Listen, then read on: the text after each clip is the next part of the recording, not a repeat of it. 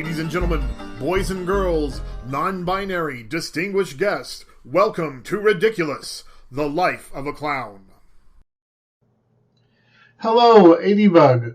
Welcome to Ridiculous Life of a Clown. Please tell everyone who you are and what you do. Well, my name's Eightty Bugg, and I'm a lot of things. A musician, voiceover artist, and a puppeteer. And that's why we're talking today. That's wonderful. So what brought you to puppeteering in the first place? You know, when I was a kid, we moved around a lot. I ended up going to 18 different schools from 1st to 12th grade. And my parents were missionaries. We didn't have a lot of money and not a lot of toys. And so I had a few puppets that were kind of like my dolls or my toys. And that was pretty much it. And when we'd move somewhere, I would take like one of the cardboard boxes from the move and I would make a little puppet theater. And that's how I would meet the kids from the neighborhood, is I would create these characters. And I was an only child. So I had lots of different voices and stories and, you know, it was how I kept myself entertained mostly. And so you've been doing this since you were a child, since you were a little kid. Yeah, little, yeah, for sure. That's amazing. You know, it was interesting because growing up in kind of a Pentecostal environment, there's lots of entertainment and ways that they try to like get you involved in, you know, religion with things. And puppets was one of them. So after, you know, when I got a little bit older, then I got involved with, you know, some of the things in the church and stuff like that. I think I told you too, our family was part of a Christian Circus Alleluia. And so they didn't use nets.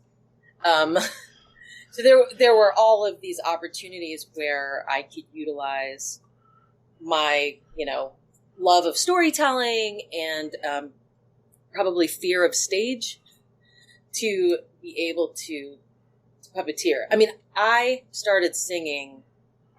The first time I started singing professionally, I was 5, and I sang for about 2,500 people. And I was terrified, you know. I did it. I had 3 solo songs, and I did it, but I was terrified. And so I think very early on as an introvert, even though I love talking to people, I love meeting people, the puppets were kind of a great way that I could separate myself, you know, from new things and still be involved. That makes sense. Yeah. Wow, that's so interesting. I'm unsure where to begin because this is a little alien. I mean, the world of puppeteering is definitely, you know, elsewhere on the spectrum from clown and improv and so on. You build your own puppets? I do. And that comes from, well, let me give you a little bit more backstory. So, of course, again, we moved around a lot. And so not only did I have my own puppets and did I make little puppets and things, but I was really into paper puppets and shadow puppetry. Oh, cool. And that was a whole nother side of it. So I could make other little creatures and have, you know. And that was just like something that was part of me growing up. So when I was about 18, I went to work for Disney in Florida. And I was a character performer. And I was a chipmunk on a cruise ship for about a year. And then Disney had partnered up with Jim Henson. And they were doing a show called The Disney Crew. And it was a kids' anti-drug puppet show. It's so funny because I found the cassette of the show the other day, like the audio cassette. Because it was scripted and Jim Henson and his crew had done all the voicings, and there was like a cocaine puppet named Coco Cane with sparkly eyes.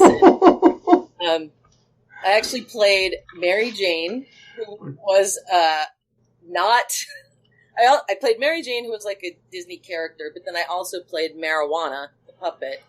And so during that whole time, it was really awesome because we got trained by the Hensons. We got to work with Jim. Actually, he left Orlando, and that's when he passed away. It was pretty traumatic because he was working with us on our show, but he was also doing a Muppet Show thing at Disney MGM.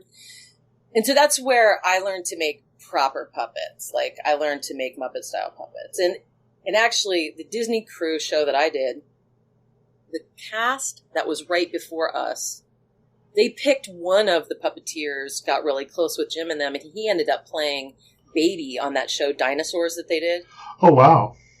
Yeah, so, I mean, it was really cool because, you know, there were definitely opportunities that were opening up. Like, right as I was leaving Disney, they were just starting to audition for The Lion King. So, you know, it was like, there were always opportunities. And so I got to travel all over the country doing this show and really learn not only like traditional kind of Muppet style puppeteering, but we also use like full body puppets where our arms were fake and we were inside the puppets being like, I was a stomach, for instance, like when they were doing the thing about, there was a character called Al Cohol and he was like a big old bald bear with a cowboy hat on. And when he was talking, we'd talk about, you know, how it would make us sick, and we'd run into the audience with this giant stomach and be like, "Whoa!" onto the kids, and you know, it was crazy. We'd wear these white masks, and it was super, super fun. So after Disney, there was kind of a long span where I was doing lots of different things. You know, my band had gotten signed. I was traveling all over the country, and you know, it was a really great time for music. And that happened for about 10 years. And during that time I was living in San Francisco. I lived in a warehouse with a bunch of freaks and, you know, there was music happening, there was arts happening and all that stuff. So as I left the band, label, all that stuff, and all that stuff began to wind down, I was in Fullerton, with my partner at the time, and he had taken me to see this really avant-garde puppet show that was happening. And, like, I remember one of the puppeteers, the whole thing was the puppet was in love with this bridge and wanted to have sex with this bridge. And it was this whole, like, almost like a romantic monologue of this puppet and this bridge. And it was really kind of weird and uncomfortable, but also kind of sexy and uncomfortable. And so I met with the woman who ran the thing, and I told her that I was a puppeteer and did she need any help? Well, as it turned out, she was doing a piece at this big puppet, like, convention, and there were going to be, like, 100 puppeteers and from all over the world. And she had this piece with 5 shadow puppet theaters around the top, but then 2 Banraku puppets. Do you know what Banraku is? Explain it to me. So Banraku is a traditional style of puppetry where you have a half size, like a full size puppet is like a half size human, and traditionally you would have 3 puppeteers puppeting it. One would be doing the mouth and the left arm, an additional one puppeteer for the right arm, and then someone else to do the legs. So because we had kind of a smaller cast, there were 2 of us puppeteering each of the puppets to really give you that, like, this is a living, breathing thing. And so the show was really incredible. I had a really incredible time because I had done shadow puppetry before. I had done Muppet-style Muppets before. I had done marionettes. You know, I had built all those different kinds of things. But Banraku was like this whole other level of, like, really transcending, making this thing feel alive. So it was really great, and we did this big show, and it was standing room only, and, you know, with all these other puppeteers and stuff, and it was such an incredible experience. And I got to see so many other different art forms.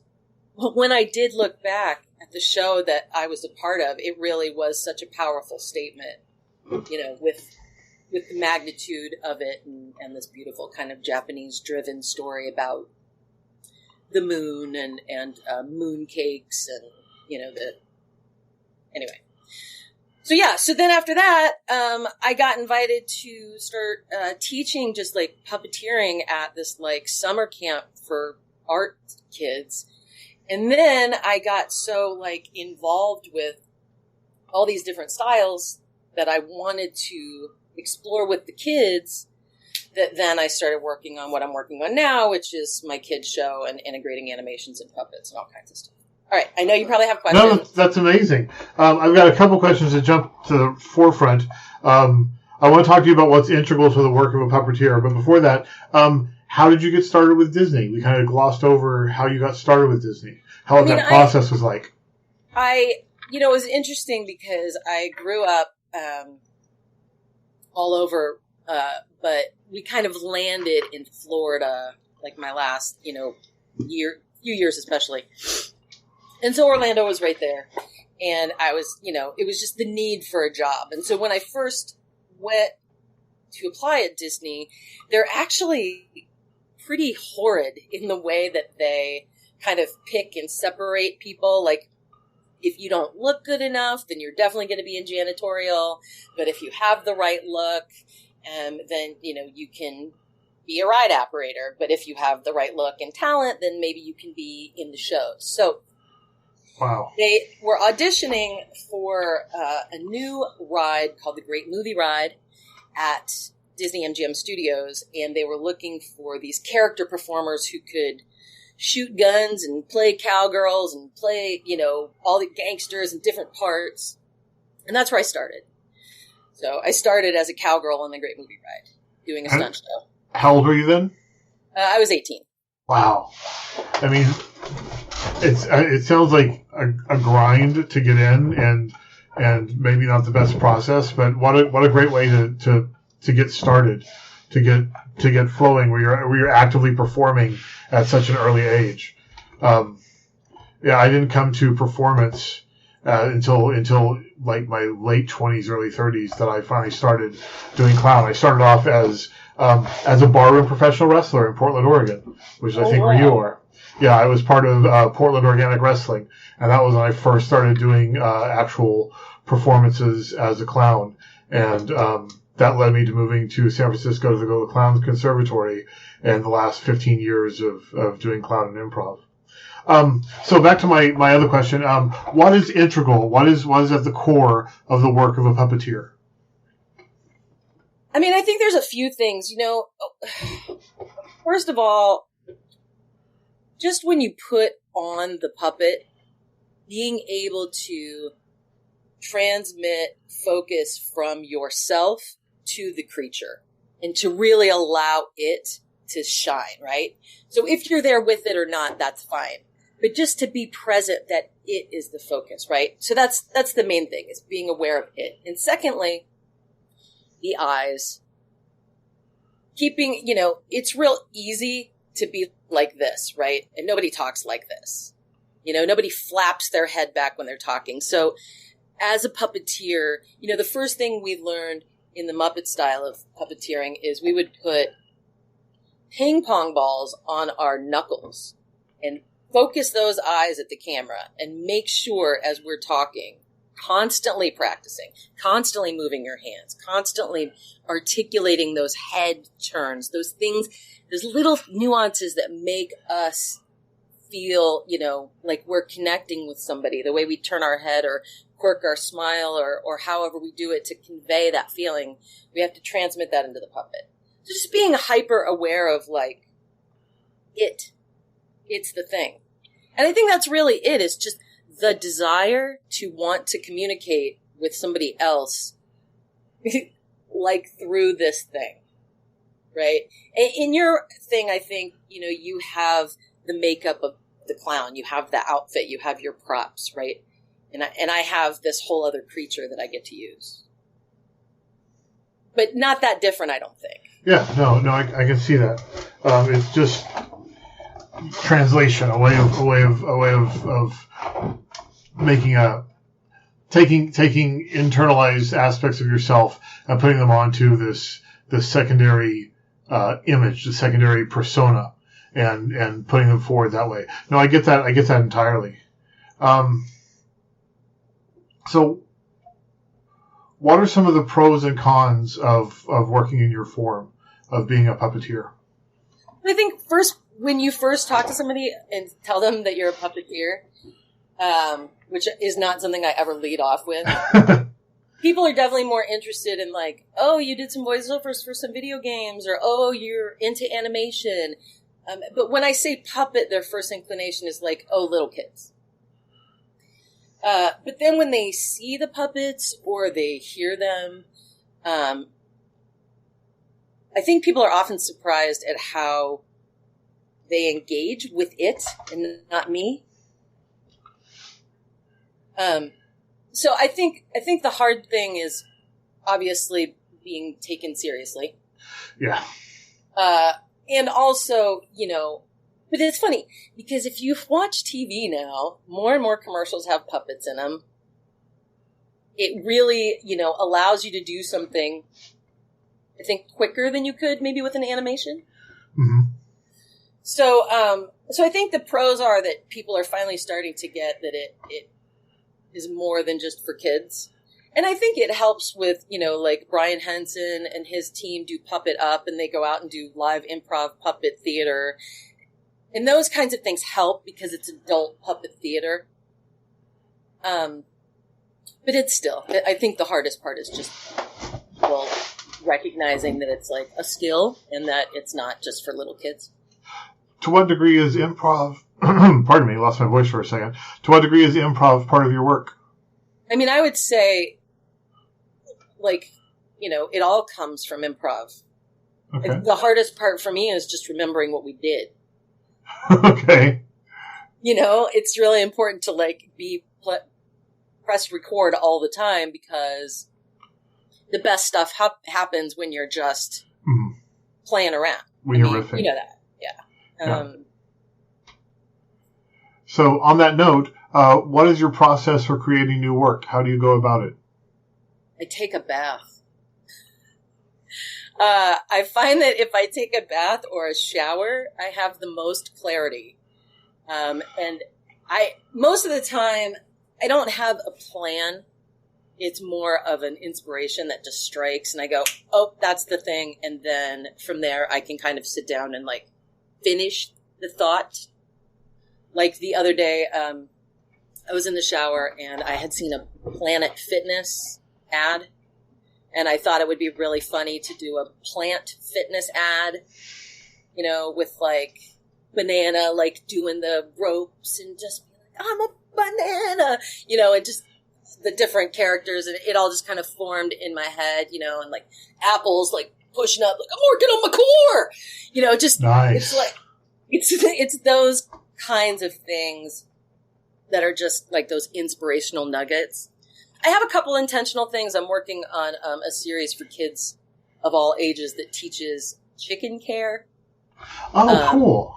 Because I have chickens, and a lot of people don't know just the basics, They don't know that within a couple of days the chickens go from eating, just a little bits of pellet to lettuce and strawberries and things. And so just to turn people on to stuff, but again, it's one of those things where if I use puppets, I use animation, people don't feel like they're learning something, but they are. And I think they're less intimidated to be like, oh, this thing is going to try to teach me. But instead, it's just oh, no, we're going to have fun, but you're also going to learn some stuff. I've given it a couple of shots, but it's just been hard to find the right people to work with. And I'm not naturally a puppeteer. It's not my background. It's something I've been trying to teach myself, but not something I can devote, the real input, the real hours to developing and mastering. But I tried to put together a show just for video for teaching kids about bodily autonomy, control of your own body, ownership of your own body, just the base levels of consent education, because there's nothing out there for teaching kids about bodily autonomy right now. And that's what I got my crappy puppets from. You can see one of them over there. The other one's dressed better. The other one isn't in his factory outfit. He's got a nice little pinstripe suit and everything, and I gave him a haircut. But that's about as close as I came to making these puppets. And I ended up having to puppeteer do both of the puppets and the third role myself, and it just did not work out. Yeah, it definitely is a team sport. It definitely helps to have, at least one other set of hands around just to pick up an arm or a prop or whatever. Absolutely. Yeah. But using it for education, that was my goal. And teaching something where there's a niche that hasn't been filled yet. Okay. Talking about your work. Here's an unusual one. What's the weirdest gig that you've ever had? Or a weird gig? Oh man, that's, I mean, we did some really weird puppet stuff out at Burning Man. We were making puppets out of junk, and but it's not weird for Burning Man. Yeah. So it's like, I would say like the weirdest stuff wasn't necessarily stuff I've been a part of, but just like I got to observe, I think when it comes to my own puppetry, I'm much more about, I think it's funny that I say this, but I'm more practical. Like I tend to be like you, I want to edutain, and I want to do it in a whimsical and light way. But I've definitely seen some other stuff that people have done that, like I said, like the woman who was having sex with the bridge. Those kinds of ideas are really interesting to me. But, as freaky as I'm involved with different things, I think I'm a little bit more normal than that. So, anyway. I know that doesn't really answer your question. No, it does. It's great. What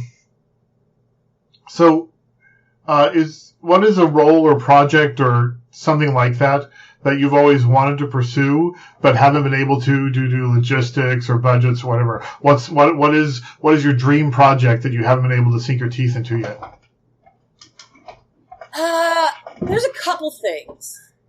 I mean, my dream above all dreams is to be able to do some puppet film work for SNL.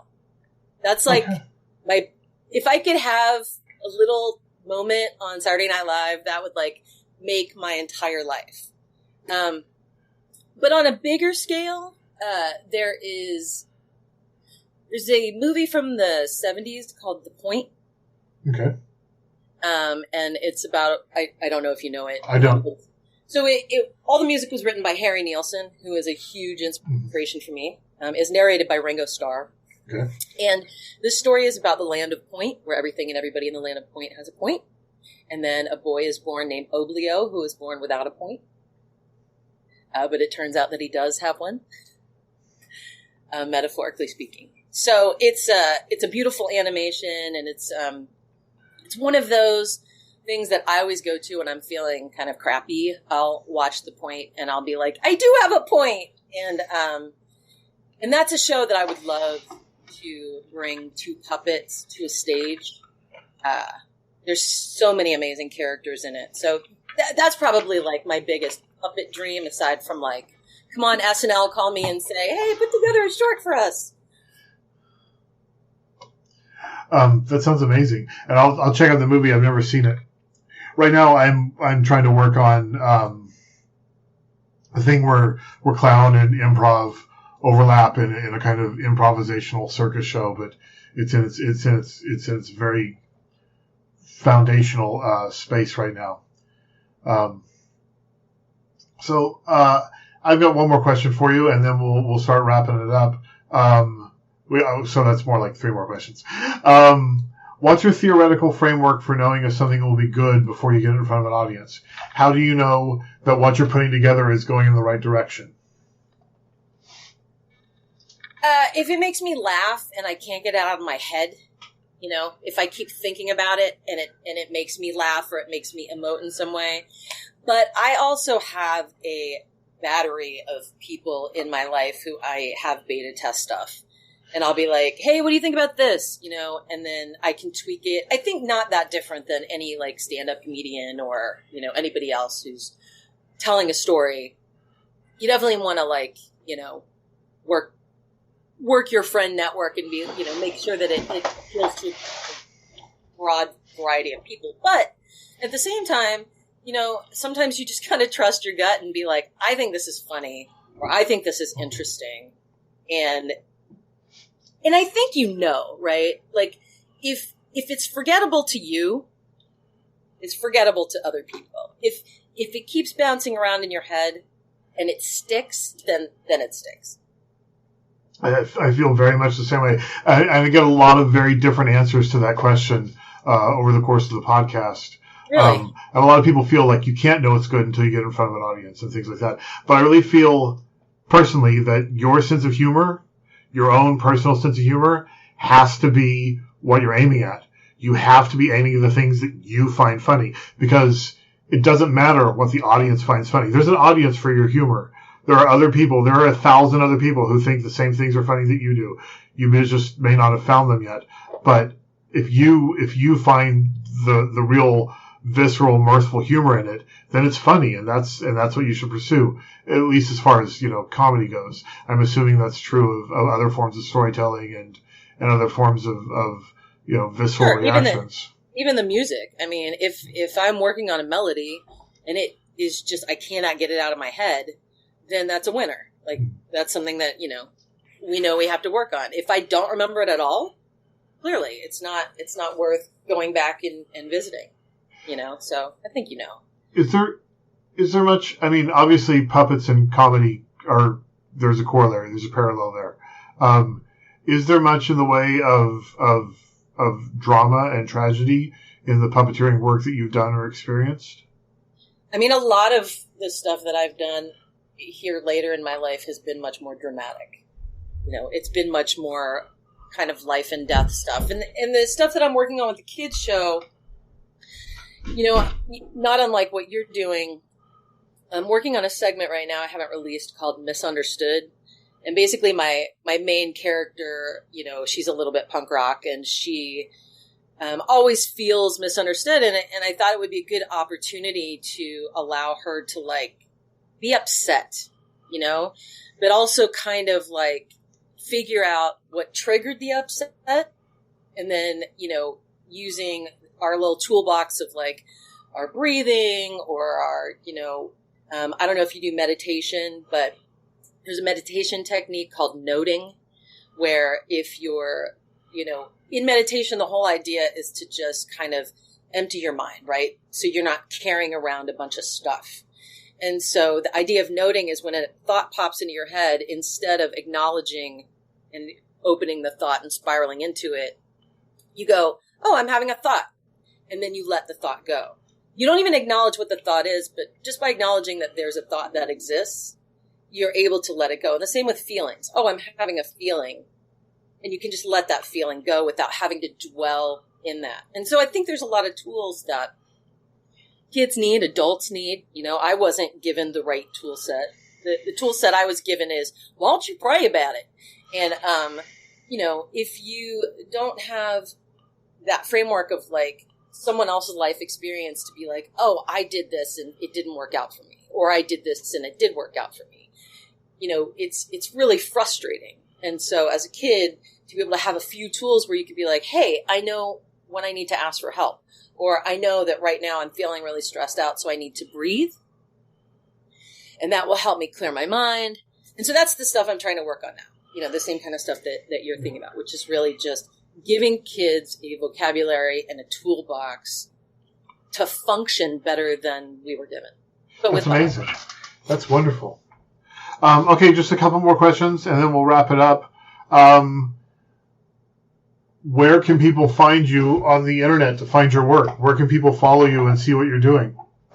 So I have a few videos on YouTube right now. The show is called Wonder Stuff, WUNDERSTUF. And right now, again, I'm just putting up, there's a few songs. There's a puppet song that I did called Get You Better. And there's about, 15 or 20 puppets in that video that another puppeteer helped with. And then some of the chicken videos, and then just some other little things. But it's right now, I'm kind of one of those people who I process, and then I work. So I've been spending a lot of time organizing these songs and building the songs and all the different things that go along with the show.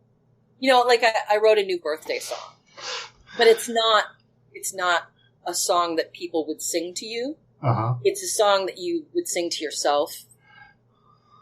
You know, maybe when you're having that alone birthday or when people have forgotten your birthday. But it's something that one of my puppets sings, and it's just, you know, it's my birthday and I'm glad that I am here. Can't believe that it's been another year. Well, remember all the little things, the laughter and the tears, just happy to be here. And so it's just this idea of like, even when we feel sad, and it's okay to be sad, and it's okay to be mad, it's okay to feel all the things. What we do with those feelings, how we turn those out. We can take our anger and we can turn that into a punk rock song. We can, you know, take that sadness and we can make a really incredible deep painting with it. We can, you know, take that joy and we can make an incredible happy dance. So if we can, you know, if we just know that we can do all those things, that it's okay to feel, but it's what we do with those feelings that really makes us who we are. And that wasn't anything I was ever taught, you know? Yeah. Those were things I had to learn, is that you have to make your life the way you want it. And it's not about money. It's about like joy and being okay even when you're not okay. That's wonderful. That's wonderful, Eightty Bugg. Okay, before I let you go, if you could tag anyone else to be on the podcast after you, who would it be? Well, I mean, of course, the first comes to mind is my friend Slater, who we both know. He's been on the podcast. So, you know, Slater and I had that warehouse together, and we were in the Mystic Family Circus together. And it was Slater who turned me on to improvisational contact. Like that whole idea of like working with someone else in a really physical way, and his clowning really helped me in my whole like interactions with other people when I'm in that team sport. Because when you're puppeteering with other people, you are butt up next to each other. You know, you guys are in each other's armpits. You're, you know, in it. And so to really feel comfortable and confident. You know what? I would say, if you were interested in a little bit more puppet stuff, the woman who brought me in to do that incredible shadow piece, Banraku piece, this woman, Joyce Hutter, I would recommend her. And also my partner, Devin Quintrell, who is, works for Burning Man now and lives in San Francisco. And, he's another incredible, puppeteer and artist and just all around fun guy. Super cool. I'll reach out. Well, Eightty Bugg, thank you so much for your time and for hanging out with us and sharing with us about what you do and where your inspiration comes from. So Thank I really you. appreciate I it. appreciate it. I appreciate you listening and you know, and caring about puppetry. It's really awesome. Thank you. All right. I will see you soon. Bye-bye. Bye. Thank you for joining us today on Ridiculous Life of a Clown. This program, as always, is made possible by your support through our Patreon, which you can find through www.picklewater.com.